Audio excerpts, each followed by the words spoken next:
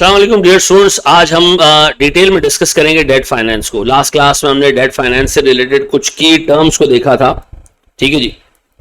और इन की टर्म्स को जरा ब्रीफली में एक्सप्लेन कर दूं। सर, फेस वैल्यू वो वैल्यू है जिसपे कंपनी ने सूद देना है, कूपन रेट अप्लाई करना है। और लीगल डेफिनेशन इसकी है कि जब लिक्विडेशन में जाएगी कंपनी तो ये वो अमाउंट है जो लेंडर ने आके, जिसने हमने लोन दिया है, जिसने हमसे डिबेंचर खरीदा, वो आके क्लेम कर सकता है। ठीक है जी। ज्यादा जरूरी हमारी बीएफडी में यह है कि आपको ये पता हो कि कूपन रेट इस पे अप्लाई होता है और जो अमाउंट बनता है कंपनी वो सूद के तौर पे इन्वेस्टर को देती है। ठीक है। तीसरी चीज सर, मार्केट रेट है। What is meant by market rate? Market rate का मतलब यह है कि सर इस वक्त मुल्क में सूद का रेट क्या चल रहा है, ठीक है जी। और एक इन्वेस्टर अगर आज पैसे इन्वेस्ट करे तो उसको किस रेट पर सूद मिलेगा। क्या ये जरूरी कि दोनों बराबर हो? नहीं सर। जब हमने बॉन्ड इशू किया होगा उस वक्त कूपन रेट में भी 10% होगा, मुल्क में हालात इस हिसाब से चल रहे होंगे कि सूद का रेट 10% होगा। लेकिन डाउन द लाइन जाके यही सूद का रेट बढ़ भी सकता है। मुल्क में मनी सप्लाई चेंज हो गई सर, इन्फ्लेशन रेट बढ़ गया सर, सूद का रेट भी बढ़ जाएगा। लेकिन ये याद रखिएगा ये रेट कम भी हो सकता है। तो याद रखिए सर, ये रेट बढ़ भी सकता है, कम भी हो सकता है, कूपन रेट से डिफरेंट हो सकता है। Sir what is market value? हमने सर डिटेल में डिस्कस किया था कि मार्केट वैल्यू का मतलब इस बॉन्ड के कैश फ्लोज की प्रेजेंट वैल्यू मार्केट रेट से, यानी जो ये बॉन्ड कैश फ्लो पे करेगा इन्वेस्टर को, सर उस तमाम की प्रेजेंट वैल्यू अगर आप एक मार्केट रेट से निकाले तो मार्केट वैल्यू मिलेगी। मार्केट वैल्यू वो वैल्यू जिसपे बॉन्ड करंटली ट्रेड हो रहा है। ठीक है। तो ये चार चीजें जिसको आपने ध्यान में रखना, coupon rate, face value, market rate, market value. Done. आने जरा दोस्त एक छोटा सा क्वेश्चन देखते हैं जिसमें हम मार्केट वैल्यू डेट की कैलकुलेट करना सीखेंगे। ये जितने सवाल आपके सामने रखे जा रहे हैं ये हमारी बीएफडी की बुक में शामिल है। ठीक है जी। वहीं से मैं आपको निकाल के दे रहा हूं। Sir this is question number 8 और बुक का क्वेश्चन नंबर 8 है चैप्टर का। ये कह रहे जनाब, face value the bond issued 100 rupees, coupon rate इसका 10% है। इसका मतलब है सर ये कंपनी हर साल 10-10 रुपए का सूद देती है। मार्केट में रेट 12% चल रहा है। सर 3 साल की टर्म टू मैच्योरिटी, 3 साल का बॉन्ड है और एंड पे सिर्फ और सिर्फ जो 100 रुपए आपने पे किए डे 1 पे वही आपको वापस मिलेंगे। तो मुझे एक बात बताएं सर, 3 साल का जो रिमेनिंग पीरियड है मैंने उसके कैश फ्लोज की प्रेजेंट वैल्यू निकालनी है मार्केट रेट से, ताकि इस बॉन्ड की मार्केट वैल्यू पता चल सके। आए जरा दोस्त, ईयर 1 2 3 बना कैश फ्लोज क्या है सर? कैश फ्लोज में कंपनी सिर्फ इंटरेस्ट पे करेगी, कितने का? 100 रुपए पे 10% 10-10 और एंड पे आके रिडम्पशन की एक अमाउंट पे करेगी कंपनी, कितनी? 100 रुपए। तो मुझे बताओ सर ये बॉन्ड 3 सालों में मैच्योर हो जाएगा और ये वो टोटल कैश फ्लोज है जो वो अपने इन्वेस्टर को देगा। अब बताएं अगर मैं इसकी प्रेजेंट वैल्यू निकालूं सर किस रेट से? मार्केट रेट से। देखिए मार्केट रेट बढ़ चुका है। मार्केट में 12 अंडे देने वाली मुर्गी मौजूद है, हमारी मुर्गी 10 अंडे देती है। तो मुझे बताओ क्या इसकी वैल्यू 100 रुपए होनी चाहिए? नहीं सर, 100 रुपए से कम होगी। तो याद रखिएगा अगर मार्केट में सब्सिक्वेंटली रेट बढ़ेगा तो सर मेरा बॉन्ड चूंकि कम रेट दे रहा है तो इसकी वो लुक्रेटिव पावर नहीं है कि कस्टमर को अट्रैक्ट कर सके, इन्वेस्टर को अट्रैक्ट करे। एक ही सूरत है कि इन्वेस्टर को अट्रैक्ट कर सकता है अगर इसको सस्ता करके हम बेचे। तो बताएं सर इसकी मार्केट वैल्यू क्या है सर? 12% से अगर मैं इसकी प्रेजेंट वैल्यू निकालूं तो सर मेरे पास इस 10 की प्रेजेंट वैल्यू आ रही है 8.93। इस 10 की प्रेजेंट वैल्यू, अच्छा आपको प्रेजेंट वैल्यू तो निकालना आता ना, जैसे इस 10 की प्रेजेंट वैल्यू होगी 1.12 रेज़ टू पावर 1, इसकी प्रेजेंट वैल्यू होगी 10 divided by 1.12 raise to power 2। Sir इसकी प्रेजेंट वैल्यू कितनी है? 78.3। मुझे बताएं सर अगर मैं इन तीनों को एडअप करूं तो बताओ इस बॉन्ड की मार्केट वैल्यू कितनी है?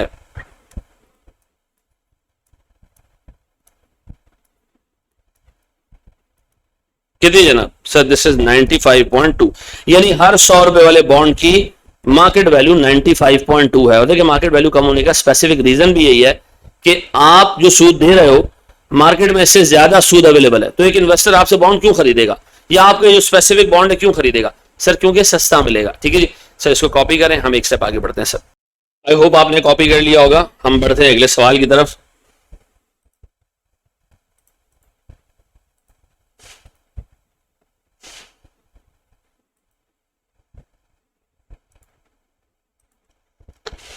देखिए सर पहले और दूसरे सवाल में 2 डिफरेंसेस हैं। एक तो पहले सवाल में कंपनी ने 100 रुपए पे ये बॉन्ड इशू किया होगा लेकिन ये रिडीम होगा 105 पे। इसका मतलब है एंड पे आके इन्वेस्टर को थोड़ा सा एक्स्ट्रा रिटर्न मिलेगा in the form of premium. ठीक है जी। यानी एंड में थोड़ा सा एक्स्ट्रा पैसा मिलेगा। इस कंपनी का कूपन रेट 8% है, यानी कंपनी 8% के हिसाब से सूद पे करती है, लेकिन याद रखना जनरली 8% से ज्यादा सूद पे कर रही है। क्यों? क्योंकि एंड में आपको 5 रुपए का एक्स्ट्रा सूद भी दे रही है। फिर प्लस सर इतने एडवांटेजेस के साथ कि इसका कूपन रेट भी माशाल्लाह बड़ा जबरदस्त है, इसका जो है वो एंड पे रिडम्पशन पे प्रीमियम भी है, इन्वेस्टर को फायदा है। आप चेक करें इसका मार्केट रेट जो है ना वो इस वक्त करंटली सूद का रेट कम है, इस वक्त करंटली सूद का रेट 7% है। इसका मतलब है बॉन्ड बड़ा जबरदस्त है, ये बॉन्ड आराम से 100 रुपए से ऊपर का बॉन्ड होगा। ठीक है जी, आइए जरा देखते हैं जनाब इसकी मार्केट वैल्यू निकालते हैं। मार्केट वैल्यू निकालते हैं क्योंकि हमें मार्केट रेट गिवन है 1, 2, 3 और 4। मुझे बताएं सर मैं इंटरेस्ट पे करूंगा as a company, investor receive करेगा किससे? 8, 8, 8 और 8। इन्वेस्टर को एंड पे आके रिडम्पशन अमाउंट मिलेगी, रिडम्पशन प्राइस कितने की? 105 रुपए की। 8, 8, 8 और 113। अब बताएं सर मैं इसकी प्रेजेंट वैल्यू निकाल लूं एक छोटे रेट से विच इज 7%। सर अगर मैं इसकी प्रेजेंट वैल्यू देखूं तो मेरे पास ये आ रही है 7.48, 7% से। सर ये मेरे पास आ रही है 6.99, सर ये मेरे पास आ रही है 6.53 और सर ये मेरे पास आ रहा है 86.21। अब बताएं सर मेरे पास market value of bond with ₹100 face value, 100 rupees की जिसकी फेस वैल्यू है सर उसकी मार्केट वैल्यू है 107.2, इन सबका टोटल। ऐसा तो सर देख लें 107.2 का मतलब 100 रुपए से ऊपर पे ट्रेड हो रहा है, और उसका मेन रीजन ये है कि एक तो रिडम्पशन पे प्रीमियम भी मिल रहा है और माशाल्लाह इसका सूद का रेट भी मार्केट के रेट से ज्यादा है, कूपन रेट ज्यादा है। तो सर इसका मतलब है इन्वेस्टर को थ्रू आउट टर्म भी फायदा नजर आ रहा है और रिडम्पशन के ऊपर भी फायदा नजर आ रहा है, तो इसलिए इसकी मार्केट वैल्यू आ रही है 107.2। सर इसको भी कॉपी कर ले, शाबाश। चलिए सर अब हम एक ऐसी सिचुएशन देख रहे हैं जिसमें एग्जामिनर ने आपको कैश फ्लोज दिए हुए होंगे। ठीक है जी, आमतौर पे एग्जामिनर मार्केट रेट देता है और आपसे एक्सपेक्ट करता है कि आप मार्केट वैल्यू कैलकुलेट करें, लेकिन सर मैं एक ऐसा केस पिक करूंगा जिसमें मार्केट वैल्यू दी हुई होगी, कैश फ्लोज दिया होगा और आपने एक ऐसा रेट पिक करना होगा जो कैश फ्लोज की प्रेजेंट वैल्यू को मार्केट वैल्यू के बराबर कर दे।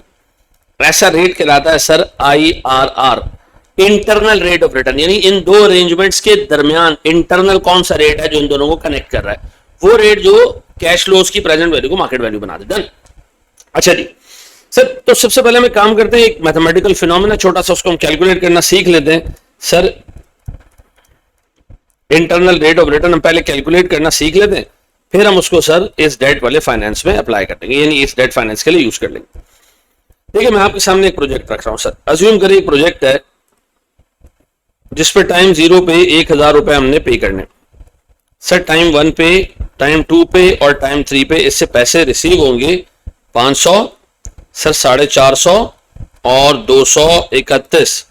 आपसे कहा जा रहा है कि बताएं वो क्या रेट है जो इन कैश फ्लोज की प्रेजेंट वैल्यू को इस अमाउंट से कनेक्ट कर दे। यानी अगर मैं ये बॉन्ड जाके खरीदूं, ये प्रोजेक्ट जाके खरीदूं 1000 रुपए में और मुझे 3 कैश फ्लोज मिले, तो बताएं मैंने इफेक्टिवली क्या कमाया, वो क्या रेट है जो इस इनफ्लोज की प्रेजेंट वैल्यू को इस आउटफ्लो से कनेक्ट कर दे। डन। मिसाल के तौर पर एक प्रोजेक्ट है जिसमें मैंने पैसा इन्वेस्ट करना है, कितना? 1000। सर मुझे मिलेगा क्या? 500, 450, 231।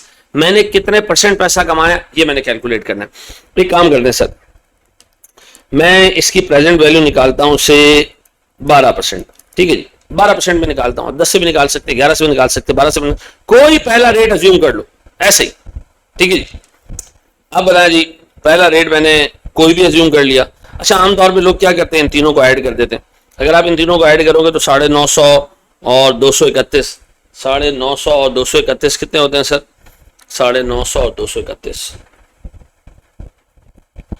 ये हो जाते हैं सर 1081। ठीक है, 1081 में 1000 हटाएंगे तो आपको तकरीबन 180 रुपए मिलेंगे। वो 3 सालों का रिटर्न है, तो लगभग आप 7-8%, 10% लेके चल सकते हैं अंदाजा। ठीक है, यानी आपने कहा जी 3 सालों में हमने 180 रुपए कमाए, तो लगभग हमने 60 रुपए साल के कमाए, और 60 रुपए साल के कमाए तो उसका मतलब है 1000 रुपए में 60 रुपए तकरीबन क्या बनते हैं? 6%। तो आप पहला रेट 6-8% ले सकते हो।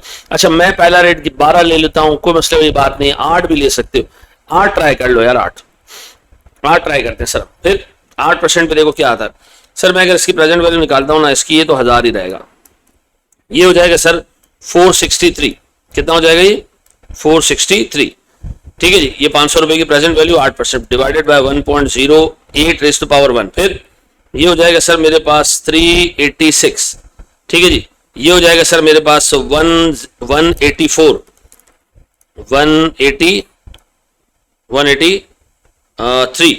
अब बताएं सर, अगर मैं आपसे पूछूं प्यारे भाई इन तीनों को ऐड करें, मेरे पास बताएं एनपीवी नेट प्रेजेंट वैल्यू कितनी बन रही है सर?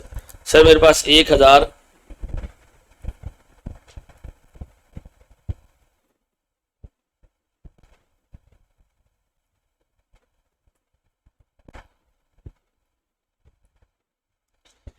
सर मेरे पास एनपीवी आ रही है 32 रुपए पॉजिटिव।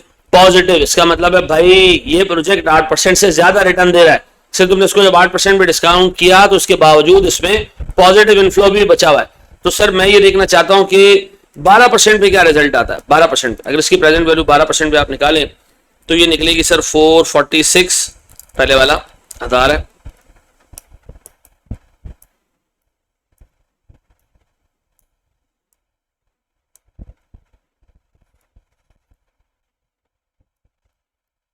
पहले वाला 1000 है सर। फिर मेरे पास सर 500 डिवाइडेड बाय 1.12 ये हो जाएगा सर 359। ये हो जाएगा सर मेरे पास 164। सर ये हो जाएगा मेरे पास पहला हो जाएगा मेरे पास 446। 12% का रेट है तो प्रेजेंट वैल्यू कम आ रही है सर 359। और ये हो जाएगा सर मेरे पास 164। पता है नेट कितना आ रहा है सर मेरे पास? 970 रुपीज। इसका मतलब है सर 970 को नेट करो ऊपर 1000 से, तो मेरे पास सर ये बैलेंस बनता है अराउंड कोई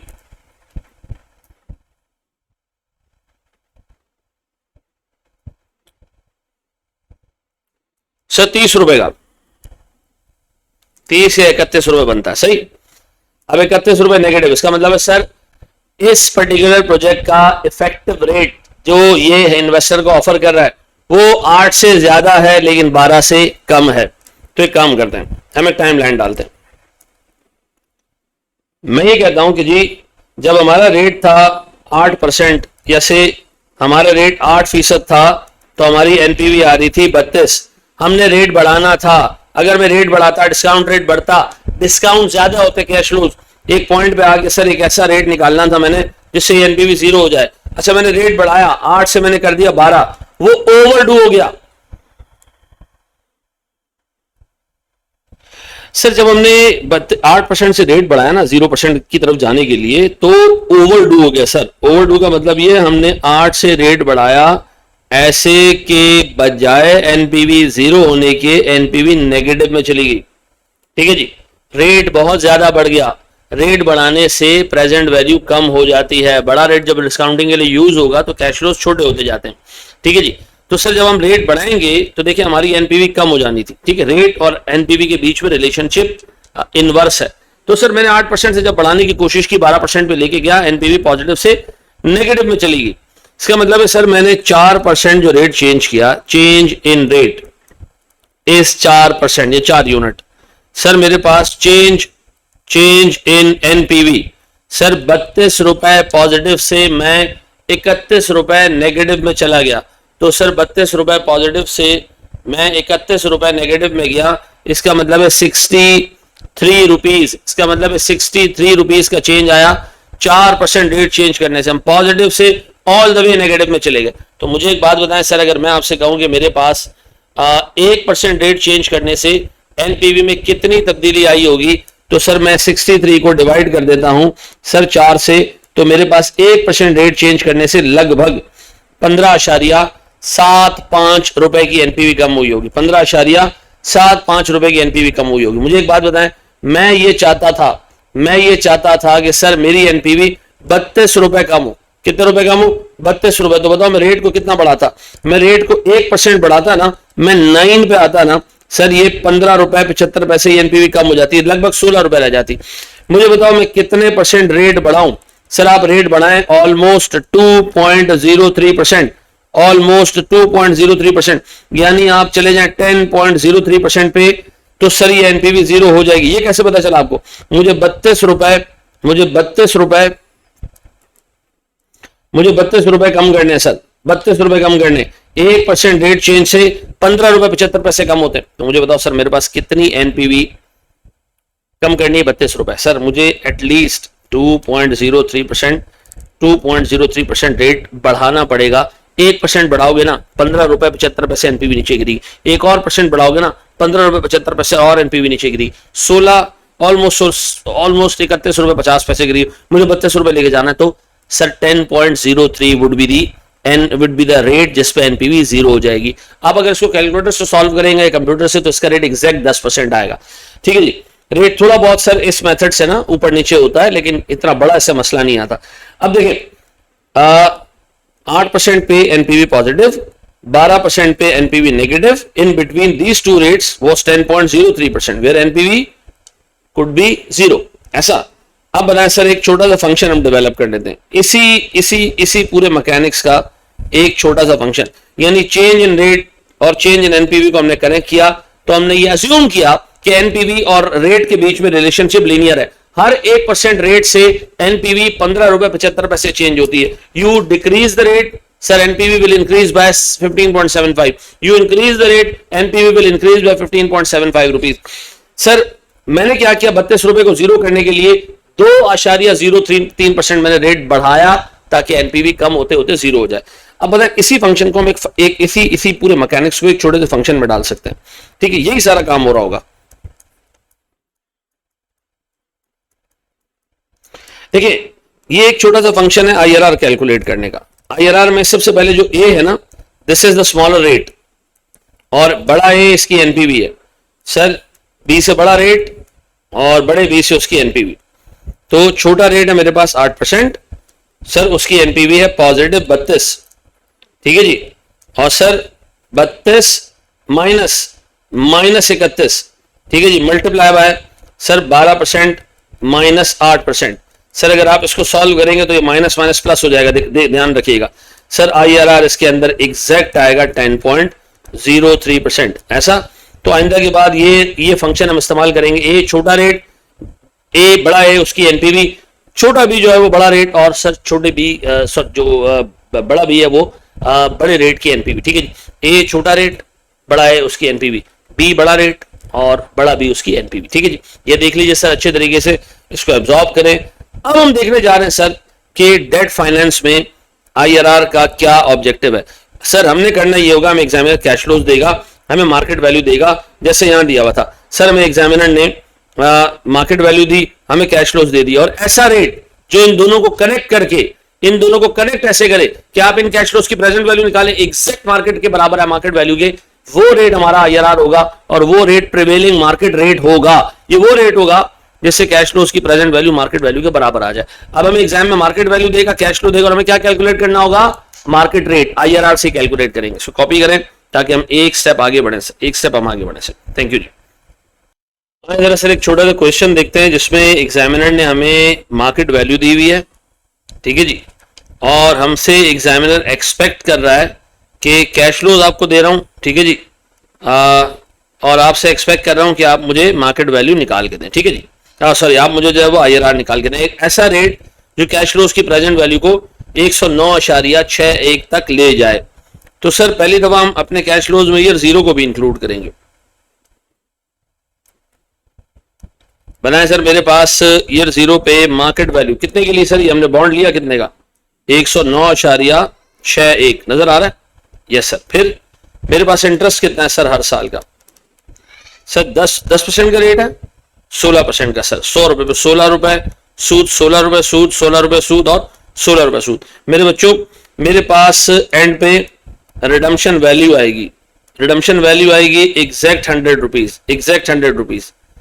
अब बताएं सर मेरे पास जो कैश फ्लोज आ रहे हैं, दिस इज 109.61, 16, 16, 16 और 116। अब एक काम करते हैं जनाब, हम इनकी प्रेजेंट वैल्यू निकालते हैं और एक रेट लेते हैं जिससे प्रेजेंट वैल्यू निकालने की कोशिश करते हैं और चेक करते हैं कि होपफुली इनकी प्रेजेंट वैल्यू 109.61 पे आ जाए।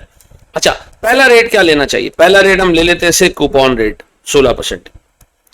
आप यकीन करेंगे, आप इन कैश फ्लोज की 16% से प्रेजेंट वैल्यू निकाले ना, 16 16 16 16 और एंड में 100, आप इनकी प्रेजेंट वैल्यू निकालें, बाखुदा ये एग्जैक्ट 100 निकलेगा। इसकी प्रेजेंट वैल्यू क्या निकलेगी? 100। और जब आप इसको कंपेयर करोगे 109.61 से, तो सर आपकी एनपीवी नेगेटिव निकलेगी 9.61। आप चेक कर ले, हम निकाल लें सर, 16% से ग्रो करें, 16% से प्रेजेंट वैल्यू निकाल ले सर, 100 ही निकलेगा हिसाब किताब पक्का। अब बताएं, एनपीवी आ रही है नेगेटिव, अगर मैंने और रेट बढ़ाई एनपीवी और नेगेटिव हो जाएगी, मुझे चाहिए एक पॉजिटिव एनपीवी, क्या करूं? रेट थोड़ा सा कम कर दूं, मैं रेट ले लेता हूं 12%। अब बताएं 12% पे सर एनपीवी निकालें। अब 12% पे या तो इंडिविजुअली सबकी एनपीवी निकालो, या फिर एक काम करो सर, आप एक काम करें, 109.61 नेगेटिव में प्लस कर रहा हूं मैं इसमें 16 रुपए की annuity, 16 1 minus 1 plus 12% raise to the power -4 divided by 12%। ये 16 रुपए की एन्युटी एंड में आके 100 रुपए का एक और कैश मिलेगा, 100 रुपए का एक और कैश मिलेगा, divided by 1 plus 12% raise to power 4। Sir मुझे एक बात बताएं, इन सबको अगर मैं नेट करूं, इन सबको नेट करूं तो सर मेरे पास एनपीवी आ जाएगी 12% वाले हिसाब से। सर ये मेरे पास 12% पे एनपीवी आ रही है,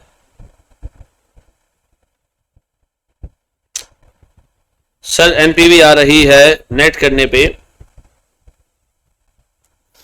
सर 2.54,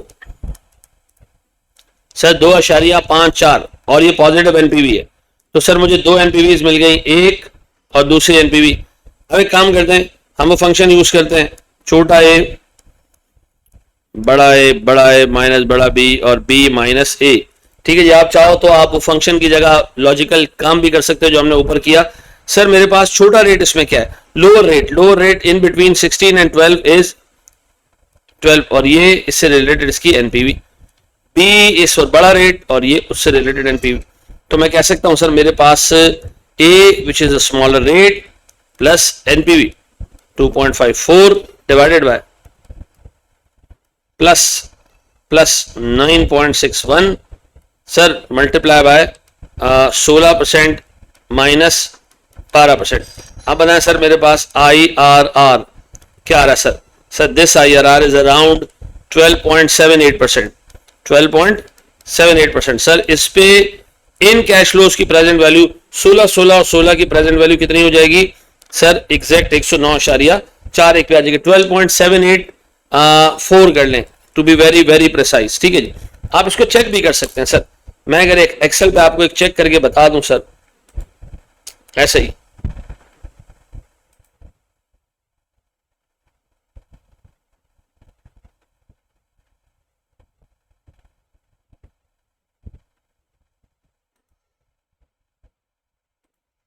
सर ये 0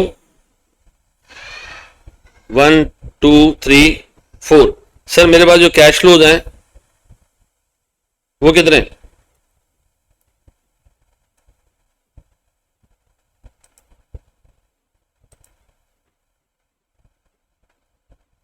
कैश फ्लोज कितने सर? ये 0 पे सर मेरे पास है 109.61 सर, फिर 16 16 16 16।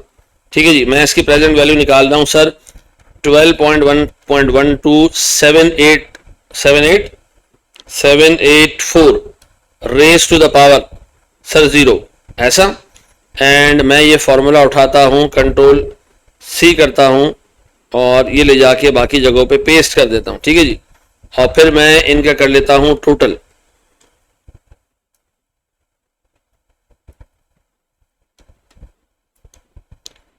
तो और एंड में आके मेरे पास सर 100 रुपए मिलेंगे ना, 116 हो जाएगा, ये हो जाता है 0 सर। ठीक है जी, तो सर जब मैंने इसकी प्रेजेंट वैल्यू निकाली एग्जैक्ट 12.784% पे, तो इसकी प्रेजेंट वैल्यू हो गई 0। इसका मतलब है सर ये वो रेट है जिसपे आपकी present value exact market value के बराबर आ रही है। सर मैंने इसको यहाँ रिकॉर्ड भी कर दिया ताकि आपके पास एक रेफरेंस के तौर पे मौजूद रहे। ठीक है जी, इसको आप कॉपी कर लें। Thank you very much. चलो हम जा रहे हैं एक और छोटे से क्वेश्चन पे IRR कैलकुलेट करने के लिए। इस दफा IRR हम कैलकुलेट करेंगे ऐसे सिनेरियो में जहां पर एंड पे प्रीमियम या रिडम्पशन पे डिस्काउंट आ रहा हो। सर देखें, ये एक ऐसा बॉन्ड है जो करंटली मिल रहा है 110 रुपए में। ठीक है, 12% का इसका कूपन रेट है और 4 साल की इसकी टर्म है और एंड पे आगे 6 रुपए एक्स्ट्रा भी मिलेंगे। तो अगर मैं आपसे कहूं जनाब मेरे पास ईयर 0, 1, 2, 3 एंड 4, सर मेरे पास मार्केट वैल्यू इज करंटली 110.4378, ठीक है जी। सर मेरे पास इंटरेस्ट 12, 12, 12 और 12। सर मेरे पास रिडम्पशन वैल्यू 100 + 6 यानी 106, आप एक साथ मिला के भी लिख सकते हैं इसको, ठीक है। सर 110.4378, 12, 12, 12 और सर 12 + 100 + 6, ठीक है जी। एक काम करते हैं हम जनाब, हमने निकालना एक ऐसा रेट जो इन कैश फ्लोज की प्रेजेंट वैल्यू को 110 से इक्वेट कर दे, ठीक है। तो एक काम करते हैं हम पहला रेट कूपन रेट ही ले लेते हैं 12%, प्रेजेंट वैल्यू एट 12%। आपको तो प्रेजेंट वैल्यू 12% क्या होगी सर, ये 110.4378। सर इन सब की प्रेजेंट वैल्यू 100 तक सर ये होगी 100। 12% पे कैश फ्लोज ग्रो कर रहे हैं, उसको 12% पे डिस्काउंट करोगे 100 आएगा, ठीक है। लेकिन इसके साथ साथ ये 6 रुपया जो है ना, इसकी प्रेजेंट वैल्यू मुझे अलग से निकालनी पड़ेगी। 6 divided by 1.12 raise to the power 4, ठीक है जी। 12% पे इसकी 4 अब देखें निकालेंगे तो निकलेगा कोई 3.8 समथिंग, ठीक है जी। तो मुझे एक बात बताएं सर, मेरे पास इस रेट पे 12% के रेट के ऊपर एनपीवी क्या आ रही है, नेट प्रेजेंट वैल्यू क्या आ रही है sir? Sir net present value मेरे पास आ रही है अराउंड 6.62 नेगेटिव, ऐसा। तो नेगेटिव का मतलब है सर मुझे अब रेट थोड़ा सा छोटा करना पड़ेगा, तो छोटा करूंगा तो मेरे पास एनपीवी पॉजिटिव आएगी। लेट्स से एक रेट ले लेते हैं हम 8% का, 4% कम कर देते हैं। अब बताएं जी, अगर मैं प्रेजेंट वैल्यू इससे निकालने जाऊं तो 110.4378, छोटा रेट लेने की लॉजिक समझ लो। ये एनपीवी नेगेटिव है, मुझे एक एनपीवी ऐसी चाहिए जो पॉजिटिव हो, ठीक है, क्योंकि मैं जीरो करना चाह रहा हूं, उसको रिवर्स आना चाह रहा हूं। तो मैं रेट ऐसा यूज करना चाह रहा हूं जिससे एनपीवी बढ़े, ताकि नेगेटिव से हम पॉजिटिव की तरफ जाए, हमें जीरो पे आना है, ठीक है। अब बताएं सर, मैं इसमें ऐड कर रहा हूं, क्या चीज ऐड कर रहा हूं जी, कितने सर 12 रुपए की present value 1 - 1 + 8% raise to the power -4 divided by 8%, sir plus 106 divided by 1.08 raise to the power 4। Sir इन सब की मिला के वैल्यू बनती है 7.22 पॉजिटिव, 7.22 पॉजिटिव। अगर मैं आईआरआर मालूम करने जाऊं तो सर मेरे पास A over A minus B and into B minus A. Sir I am treating this figure and this figure as छोटा ए एंड उससे रिलेटेड एनपीवी, ठीक है। ट्रेडिंग दिस बड़ा रेट एंड इट्स बड़े की NPV is B and B.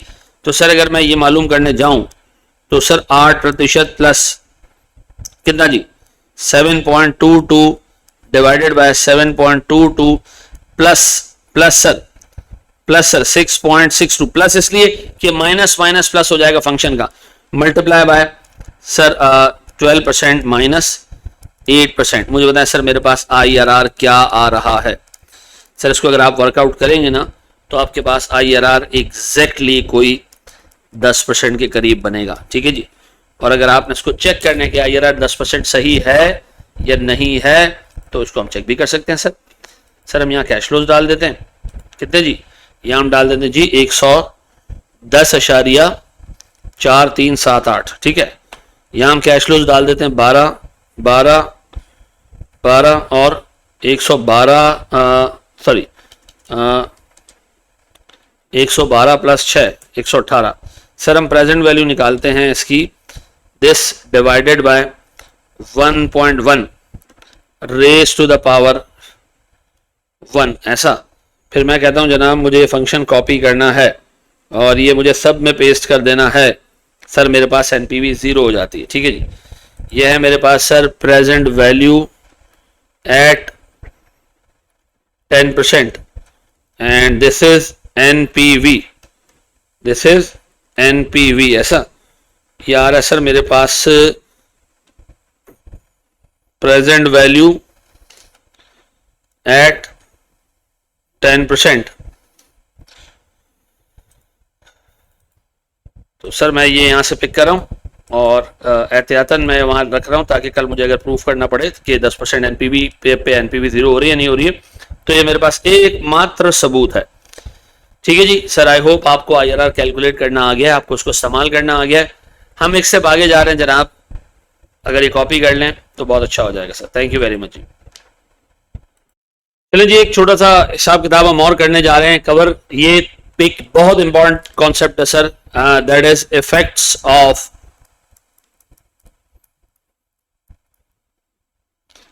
Taxation on finance cost. ठीक है जी, जरा इसको समझने वाली चीज है सर, इसको अच्छे तरीके से हमने समझना है। सर मुझे एक बात बताएं, मैं आपके सामने ना एक टिपिकल कंपनी का सिनेरियो रख रहा हूं। एक कंपनी है, से मैं अज्यूम कर रहा हूं उसकी सेल्स है 10,000 रुपए की। ठीक है सर, उसकी कॉस्ट ऑफ गुड सोल्ड है 4,800 रुपए की। वो आराम से जीपी कमा रहा है कोई 5200 रुपए का। ठीक है सर, उसके ऑपरेटिंग एक्सपेंसेस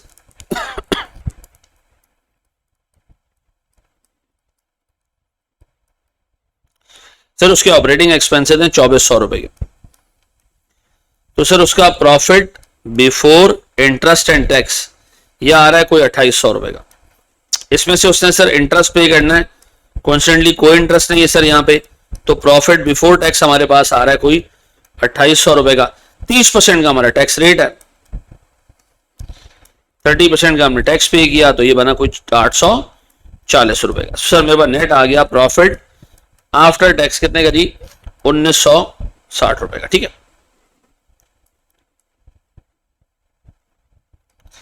कितने का आ गया भाई, 1960 रुपए का। डन।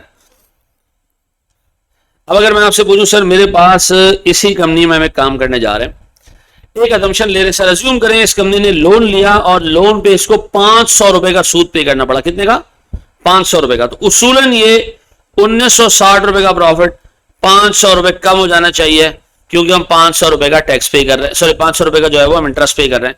आए जरा देखें, मैं इस पीएनएल में कुछ भी चेंज नहीं कर रहा, sale same, cost of good sold same, GP same. ठीक है जी, operating expenses same, profit before interest and tax same, and for the first time 500 रुपए का टैक्स आ रहा है, 500 रुपए का इंटरेस्ट आ रहा है इसके अंदर। लोन लिया होगा हमने सूद पे, ये 500 रुपए हमने दिए बैंक को, बताएं सर इससे हुआ क्या। सर 2300 रुपए का मेरा रह गया प्रॉफिट बिफोर टैक्स, और सर 30% के हिसाब से मुझे 690 रुपए का टैक्स देना पड़ा। सर मेरे पास बॉटम लाइन पे 1610 रुपए आ गए, और भाई ये 500 रुपए कम नहीं है। अगर आपने 500 रुपए का एक्सपेंस किया, वो पूरा पूरा आपके प्रॉफिट को हिट नहीं कर रहा। सर आपके प्रॉफिट में कमी आई है सिर्फ 350 रुपए की। उसका मेन रीजन सर आपके पीएनएल में 500 रुपए का एक्सपेंस बढ़ा, लेकिन एट द सेम टाइम आपका टैक्स एक्सपेंस 150 रुपए रिड्यूस हो गया। तो आपके नेट इंपैक्ट कितने का है, 350 रुपए का। इसका मतलब है जब भी कंपनी सूद पे लोन लेती है, वो जो सूद पे करती है, it is counted as an expense, it is counted as an admissible expense. अगर आपने 500 रुपए का सूद दिया, 500 रुपए के सूद ने आपके टैक्स को बचा लिया। कितने रुपए का टैक्स बचा है सर, इसका 30%, दैट इज 150 रुपए। आपने सर 150 रुपए का टैक्स बचाया 500 रुपए का सूद देके। तो मुझे एक बात बताओ, एक तरफ मैं सूद दे रहा हूं, दूसरी तरफ टैक्स बचा रहा हूं, तो मेरी नेट इफेक्टिव कॉस्ट कितनी है सर,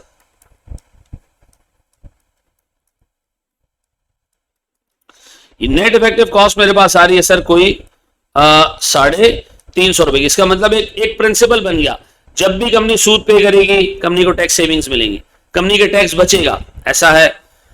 तो अगर टैक्स है सर, जो कि नजर भी आ रहा है, टैक्स आने से क्या हो रहा है,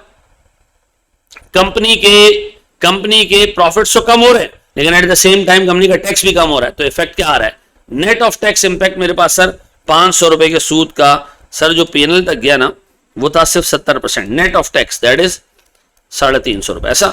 अब बताएं सर, ये क्या मुझे डेट की वैल्यूएशन में और डेट का मार्केट रेट कैलकुलेट करने में फैक्टर को इन्वॉल्व करना चाहिए? हाँ बिल्कुल करना चाहिए। बिल्कुल करना चाहिए, क्योंकि कंपनी जब सूद पे करेगी तो इफेक्टिवली उस पर आपको टैक्स सेविंग भी मिलेगा। तो आप ऊपर जो आपने काम किया है ना ये वाला, यहां जब कंपनी से सूद पे कर रही है तो याद रखिएगा इसके साथ टैक्स सेविंग्स भी आएंगी। वो अभी तक हमने इसलिए इग्नोर की थी कि हम अज्यूम कर रहे थे कि हमारे मुल्क में टैक्स नहीं है, लेकिन अब सर पहली दफा हम टैक्स को अकाउंट फॉर करेंगे। ऐसा तो बताएं इस पूरी डिस्कशन की समरी क्या है सर। सिंस इंटरेस्ट है नेट विजिबल एक्सपेंस और सर एफबीआर इसको अलाउ करता है एज एन एक्सपेंस, तो एफबीआर आपको टैक्स डिडक्शन अलाउ करता है, टैक्स की पेमेंट्स आपकी क्या हो जाती है, रिड्यूस हो जाती है। इंटरेस्ट आने का नुकसान तो है, फायदा भी है, आपके टैक्सेस कम हो जाते हैं, ठीक है। और इफेक्टिवली आपकी जेब पे जो कॉस्ट पड़ती है वो 500 माइनस टैक्स सेविंग्स। पक्का जी सर, इसको कॉपी करने सर जरा शाबाश।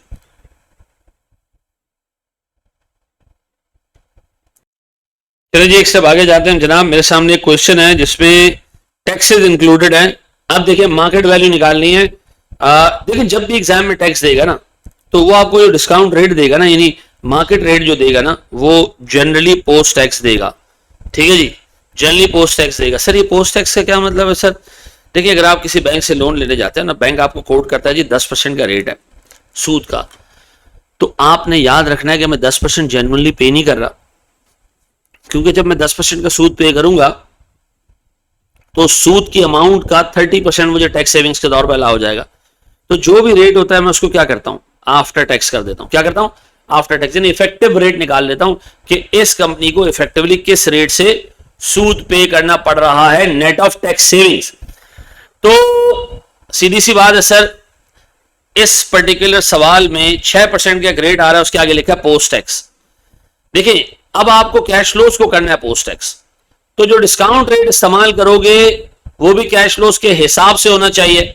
यानी अगर आप कैश फ्लोज ले रहे हो पोस्ट टैक्स, ठीक है जी, तो फिर आपको डिस्काउंट रेट भी क्या लेना है, पोस्ट टैक्स। जो मैं कहना चाह रहा हूं आओ जरा देख लेते हैं। कूपन रेट कितना है इसका 10%, रिडम्पशन भी कितना मिलेगा 10%, टैक्स रेट कितना 30%। आए जरा देखें टाइम कितना है सर इसमें 3 साल। सर मार्केट वैल्यू मालूम करनी है, रेट तो मालूम नहीं करना। बनाया सबसे पहले सर मेरे पास इसमें कंपनी ने सूद पे करना है कितना और इन्वेस्टर ने वो रिसीव करना है सर 10, मैंने पॉजिटिव रख रहा हूं उसको 10 और 10 बनाया सर। इस पे टैक्स बचेगा सर सूद पे, हाँ सर 30% के हिसाब से 3 और 3। मुझे बताया रिडम्पशन पे कंपनी के 100 रुपए वापस, इन्वेस्टर के 100 रुपए वापस, बचा के 7 107। प्यारे भाई क्या कैश फ्लोज आफ्टर टैक्स हैं? प्यारे भाई क्या कैश फ्लोज आफ्टर टैक्स हैं? Yes sir. तो हमें इसको डिस्काउंट करने के लिए डिस्काउंट रेट भी कौन सा इस्तेमाल करना चाहिए, पोस्ट टैक्स। तो बताओ मैं सबकी प्रेजेंट वैल्यू निकालूं किस रेट से? सर पोस्ट टैक्स का मतलब यहां पर क्या है भाई, मिसाल के तौर पे मुल्क में टैक्स रेट चल रहा है 30%, ये होगा कोई 8.5-9% का रेट, लेकिन इफेक्टिवली सर जो कंपनी की जेब पे रेट पड़ती है वो सिर्फ 6% की पड़ती है इस टैक्स सेविंग समेत। बनाया सर मैं इसकी प्रेजेंट वैल्यू कैसे निकालूं? 1 - 1 + 6% present value raise to power -3 divided by 6% plus 100 divided by 1 + 6% raise to power 3। ऐसा चेक करके मुझे बताएं सर इन सब की मिला जुला के क्या वैल्यू बन रही है, मिला जुला के सर इसकी क्या वैल्यू बन रही है? चेक करें सर, खुद से कैलकुलेट करें जी क्या वैल्यू बन रही है। सर ये बनती है 102.67। पक्का? यानी हर 100 रुपए की मार्केट वैल्यू कितनी है सर 102.67। याद रखिएगा आपने अगर कैश फ्लोज को नेट ऑफ टैक्स कर दिया है तो डिस्काउंट रेट जो आप यूज कर रहे हैं सवाल में उसके साथ देख लीजिएगा कि वो पोस्ट टैक्स है या नहीं है, ठीक है जी। सर एक स्टेप आगे बढ़े हम दोस्त। चलिए जी एक सवाल छोटा सा और देखते हैं, बस इसमें एंड पे प्रीमियम है मालूम, इसमें भी मार्केट वैल्यू ही करनी है। सर टैक्स साथ दिया है तो जो रेट गिवन होगा मार्केट रेट वो भी पोस्ट टैक्स होगा। पोस्ट टैक्स कैश फ्लोज के लिए post tax rate, cash flows जैसे रेट वैसा, ठीक है जी। आए जरा इसकी मार्केट वैल्यू मालूम करने जाएं। बॉन्ड है कितने साल का जी 4 साल का। Year 1 sir, year 2 sir, year 3 sir, year 4 sir. Interest सूद कितना पे करेगी कंपनी सर? सूद पे करेगी 12% के हिसाब से 12 12 12 और 12 टैक्स सेविंग्स 3.6, 3.6, 3.6 और 3.6। एंड में आके रिडम्पशन पे आपको पैसा मिलेगा 105। आपने 8.4, 8.4, 8.4 और 113.4 इनकी प्रेजेंट वैल्यूज आपने निकालनी है सर। किस रेट से प्रेजेंट वैल्यू निकालनी है सर? 8% की रेट से present value at the rate 8%। इन सबकी प्रेजेंट वैल्यू अगर आप निकालें ना,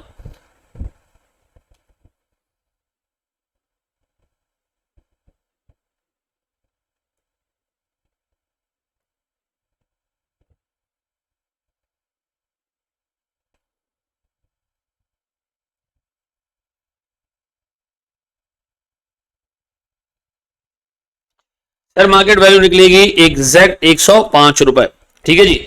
आप देखिए सर यहां पर एक तो जो हमारा net of tax coupon rate बनता है वो 8.4 बनता है। अच्छा सर फिर मार्केट रेट चल रहा है 8% और सर सूद भी ज्यादा मिल रहा है, तो सीधी सी बात है सर इसकी मार्केट वैल्यू कंपैरेटिवली ज्यादा होगी, एंड पे प्रीमियम भी नसीब हो रहा है। ठीक है जी। सर इसको अच्छे तरीके से नोट कर लें। हम कैलकुलेट करने जा रहे हैं IRR, अगर आप ये कॉपी कर लें सर। सर आगे बढ़ते हैं जनाब। अब हम एक ऐसा सिनेरियो देखने जा रहे हैं जहां हमें एग्जामिनर ने जो केडी दिया वो प्री टैक्स दिया हो सर। ठीक है जी। देखें जो पेपर में आपको केडी दिया जाएगा ना, यानी मार्केट रेट दिया जाएगा मार्केट वैल्यू निकालने के लिए, तो सर वो दो किस्म के रेट्स हो सकते हैं। ठीक है, या तो होगा वो पोस्ट टैक्स जो कि आमतौर पे देता है सर एग्जामिनर, या वो होगा प्री टैक्स। ठीक है जी। अब देखिए सीधी सी बात है, जब एग्जामिनर ने पोस्ट टैक्स रेट दे दिया है और आपको कैश फ्लोज दे दिए हैं, तो वो ये चाह रहा है कि इस पोस्ट टैक्स रेट और इस कैश फ्लोज को यूज़ करके आप क्या निकाल लो, मार्केट वैल्यू निकाल लो। तो आपने सिंपली क्या करना है, आपने मार्केट वैल्यू ऐसे निकालनी है सर के ईयर 1, ईयर 2, ईयर 3 से 3 साल का बॉन्ड है सर, आपने इसमें ले लेना है इंटरेस्ट। ठीक है जी। आपने इंटरेस्ट के अंदर से सर माइनस कर लेना है टैक्स सेविंग्स को। ठीक है जी। और आपने एंड पे ले लेनी है रिडम्पशन प्राइस। ठीक है, जैसे आमतौर पे हम डेट की वैल्यूशन करते हैं। ये आ गया नेट कैश फ्लोज। आपने इसकी प्रेजेंट वैल्यू निकाल लेनी है at the rate post tax KD. अब जो प्रेजेंट वैल्यू आएगी ना, this will be treated as market value. ठीक है, सीधा सीधा हिसाब किताब। पोस्ट टैक्स कैश फ्लोज को पोस्ट टैक्स रेट से हमने कर दिया डिस्काउंट। सर जब प्री टैक्स केडी दिया होगा तो सर फिर दो तरीके हैं सर, दो तरीके हैं। एक है करेक्ट मेथड और मेरे बच्चों दूसरा है हमारे पास शॉर्टकट मेथड। ठीक है जी। दोनों पे हम सर बहस करते हैं, चर्चा करते हैं, आ जाएगा। अगर प्री टैक्स केडी गिवन है तो सर फिर आप पोस्ट टैक्स कैश फ्लोज को प्री टैक्स रेट से डिस्काउंट नहीं कर सकते मार्केट वैल्यू निकालने के लिए। तो एक तो शॉर्टकट है। शॉर्टकट ये कि भैया आपको दिया हुआ प्री टैक्स केडी, आप एक काम करें उसको डायरेक्ट मल्टीप्लाई कर दें किससे, 1 माइनस टैक्स रेट से, तो ये प्री टैक्स केडी कन्वर्ट हो जाएगा किसमें, पोस्ट टैक्स में। ये जाली तरीका है, 2 नंबर तरीका है, गलत तरीका है, लेकिन सर चल जाएगा, ये चल जाएगा। ठीक है ना सर, इसलिए चल जाएगा कि एग्जाम में जब आपके पास टाइम नहीं है ना, तो आप ये तरीका यूज़ कर सकते हो कि आप प्री टैक्स केडी अगर गिवन है रिडीमेबल डेट के अंदर, जो टाइम पीरियड मैंशन है कि भाई इतने साल बाद रिडीम हो जाएगा, आप सिंपली एक काम करें उसको 1 माइनस टी से मल्टीप्लाई करके पोस्ट टैक्स बना दें। और फिर क्या करें, जब पोस्ट टैक्स बन गया तो फिर आप ये वाला तरीका यूज़ कर लें, सीधा सीधा कि आप कैश फ्लोज ले लें और सर उसमें से टैक्स की सेविंग्स माइनस कर दें और रिडम्पशन लेके मार्केट वैल्यू निकाल लें सीधा सीधा। लेकिन सर फिर एक करेक्ट तरीका भी है। वो करेक्ट तरीका क्या है,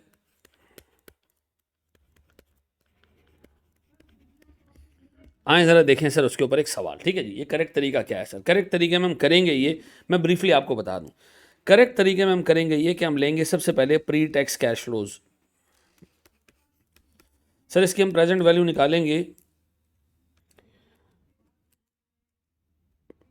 एट प्री टैक्स केडी। ठीक है जी, प्री टैक्स कैश फ्लोज की प्रेजेंट वैल्यू आप निकालोगे प्री टैक्स केडी से, तो आपके पास सर आ जाएगी मार्केट वैल्यू। ठीक है, अब इस मार्केट वैल्यू को रख के, ठीक है जी, इस मार्केट वैल्यू को रख के और पोस्ट टैक्स कैश फ्लोज को रख के आप निकाल लेंगे IRR। ठीक है जी, आप निकाल लेंगे IRR और ये IRR होगा हमारा पोस्ट टैक्स केडी, ठीक है। अब देखें इतना लंबा चौड़ा चक्कर करने की ज़रूरत क्या पेश आई, क्यों पेश आई, वो इस चीज़ को कवर करने के बाद, सवाल कवर करने के बाद हमें बेहतर तरीके से समझ आएगा। जब भी प्री टैक्स केडी गिवन होगा, मैं सबसे पहले मार्केट वैल्यू मालूम करूंगा, pre tax cash flows pre tax KD से, ठीक है। जब मार्केट वैल्यू आ जाएगी तो उस मार्केट वैल्यू को रख के मैं पोस्ट टैक्स कैश फ्लोस को रख के अब एक रेट निकालूंगा जो पोस्ट टैक्स केडी होगा। मैं उसको डायरेक्ट ऐसे पोस्ट टैक्स नहीं करूंगा, ठीक है जी। आए जरा सर एक छोटा सवाल देख लेते हैं सर इसके ऊपर। एक छोटा सा मैं सवाल खुद बना रहा हूँ सर। सर अज्यूम करें मेरे पास कुछ कैश फ्लोज हैं सर। एक तो मेरे पास एक बॉन्ड है जिसकी फेस वैल्यू से ₹100 है, ठीक है जी। सर इसका कूपन रेट मिसाल के तौर पर 8% है, ठीक है जी। सर टैक्स रेट मुल्क में जो चल रहा है वो है 30%, ठीक है। सर मेरे पास प्री टैक्स केडी ये आ रहा है सर कोई 9% के करीब, ठीक है जी। और टर्म है मेरे पास सर कोई 4 साल, ठीक है। आए ज़रा जनाब हम इस पे दो तरीके से सर अप्रोच करते हैं सवाल को, दो तरीके से। सबसे पहला मेथड वन में कह रहा हूं जनाब करेक्ट मेथड।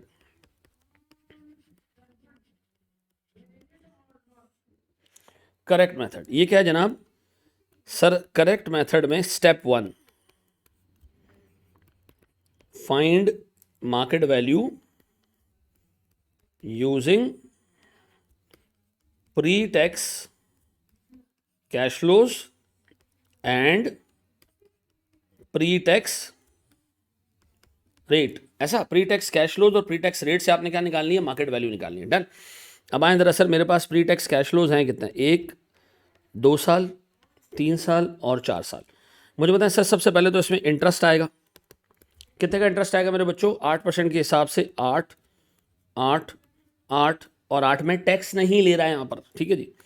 सर मेरे पास रिडम्पशन प्राइस कितने की जनाब? 100 रुपये की रिडम्पशन प्राइस। डन। अब बताएं सर अगर मेरे पास 100 रुपये की रिडम्पशन प्राइस है तो 8, 8, 8 और 108। प्यारे बच्चों मैं इसकी प्रेजेंट वैल्यू निकाल रहा हूँ प्री टैक्स केडी से जो कि 9% है। 9 ही है ना? हाँ सर 9 है सर। निकालें सर ज़रा इसकी मार्केट वैल्यू निकालें। 9% पे सर ये आएगी 7.33, ये आएगी 6.73, इसकी प्रेजेंट वैल्यू होगी 6.17 और ये होगी 76.5।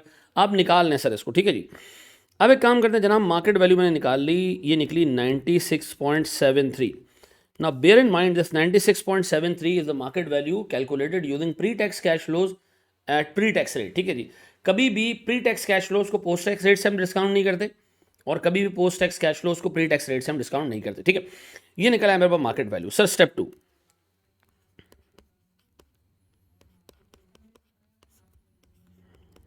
Find KD. कौन सा KD? Post tax. Find post tax KD. Find post tax KD. Sir कैसे?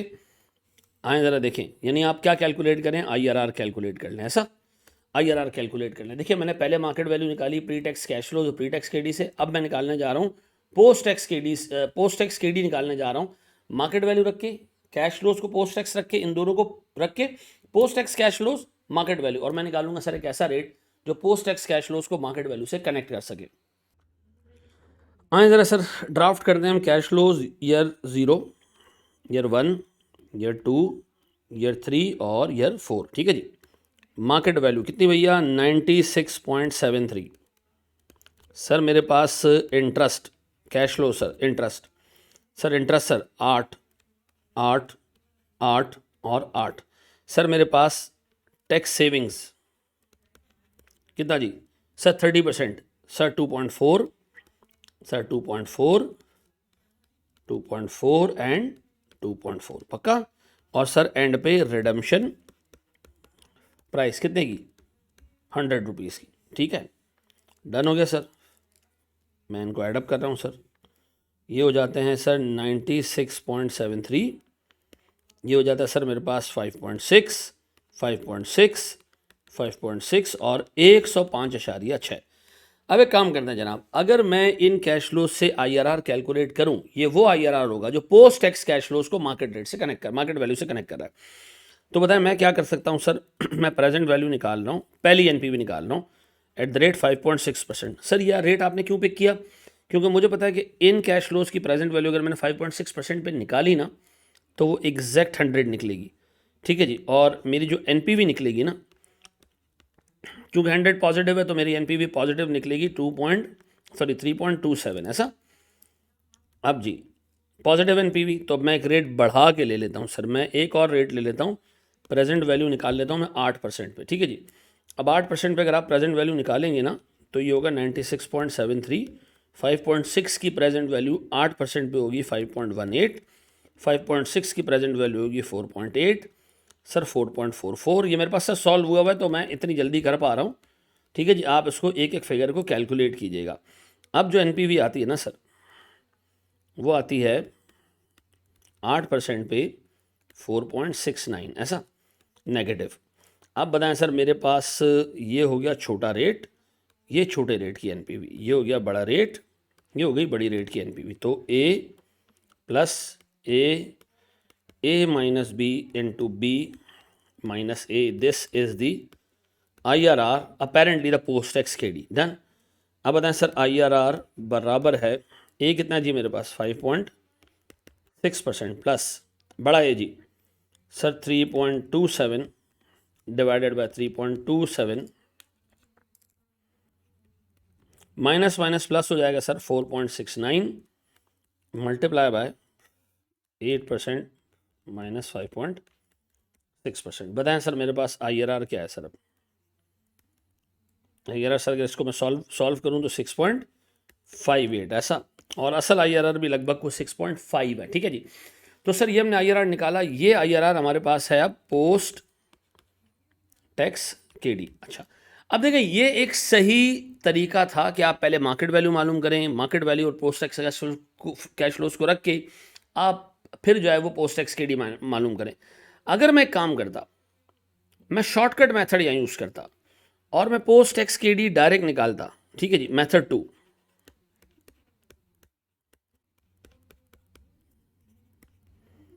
Shortcut method.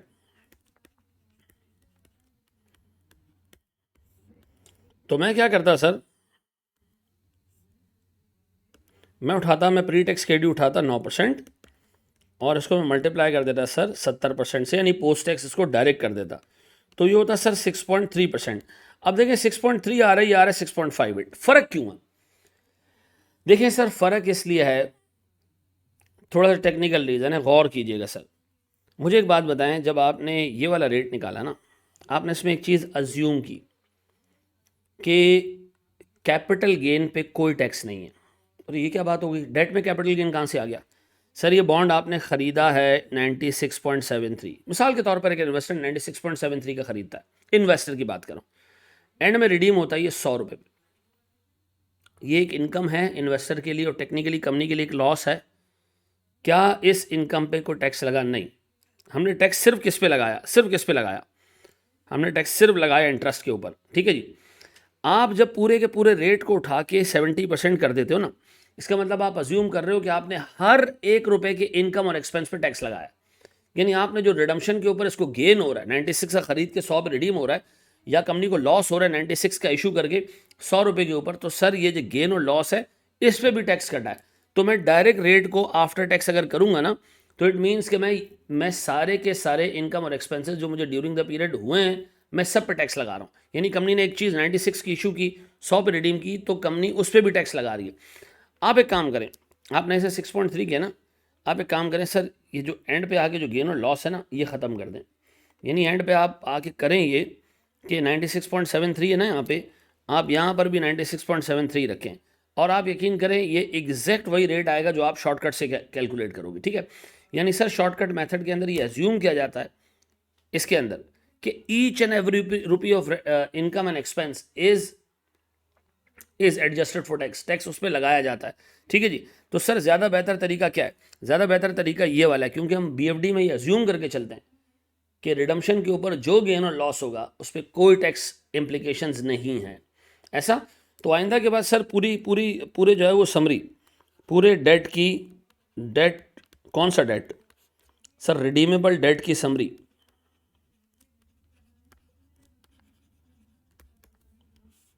रिडीमेबल डेट की सर समरी, सर मेरे पास केस 1 पोस्ट टैक्स रेट यानी कौन सा KD, post tax is given and market value is to be calculated. अगर मेरे पास सर इस तरह का सीन है तो मैं क्या करूंगा सर, क्या स्टेप्स होंगे मेरे?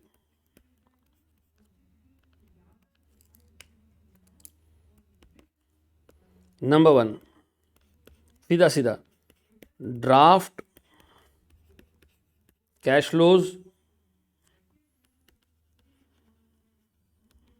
Including tax savings on interest,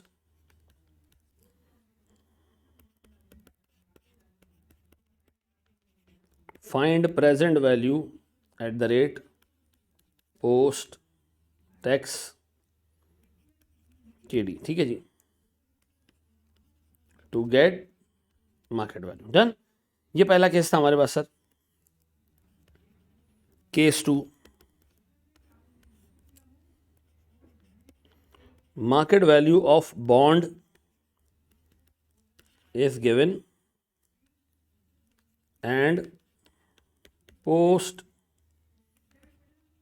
tax KD is to be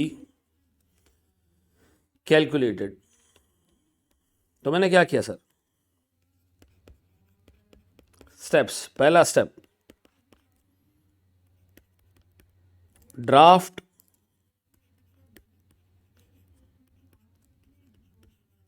cash flows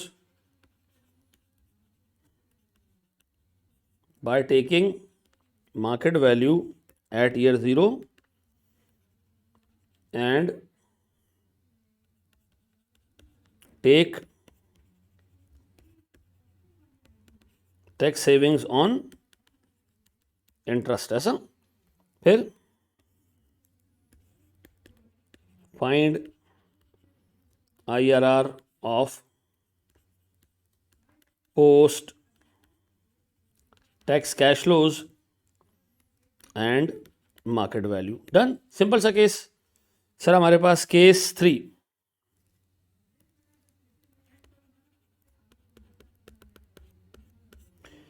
case 3 में क्या करना है सर हमने, sir pre tax rate is given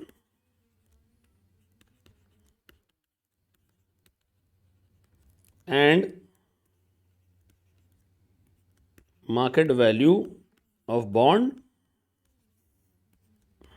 and post tax KD are to be calculated।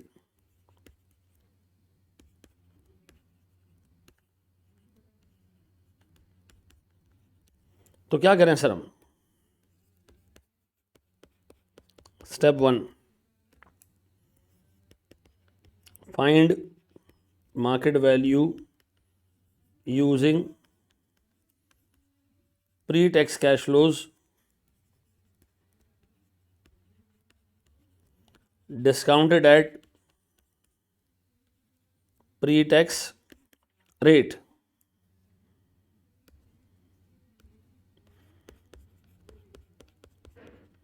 Step 2